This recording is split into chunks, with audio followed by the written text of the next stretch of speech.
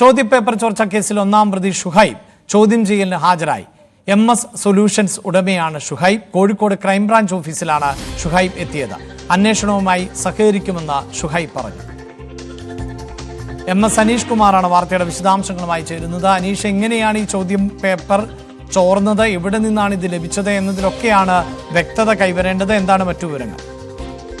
അഭിലാഷ്, അന്വേഷണം ആരംഭിച്ച് ഏതാണ്ട് 2 മാസം പിന്നിടുമ്പോഴാണ് ഷുഹൈബിനെ ചോദ്യം ചെയ്യാൻ ഇപ്പോൾ ക്രൈംബ്രാഞ്ചിന് കഴിയുന്നത്. കേസുമായി ബന്ധപ്പെട്ട് നേരത്തെ കോടതികളിൽ ജാമ്യ ഹർജിയുമായി ഷുഹൈബ് പോയിരുന്നു.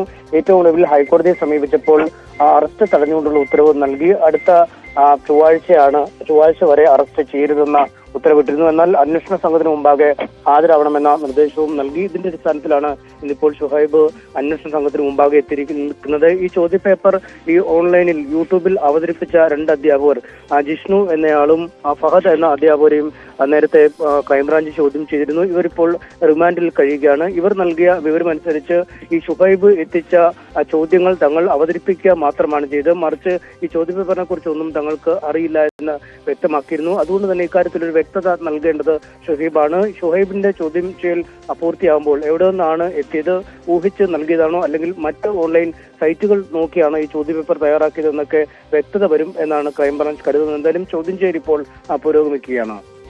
വാർത്തയുടെ വിശദാംശങ്ങളാണ് MS അനീഷ് കുമാർ നൽകിയത്.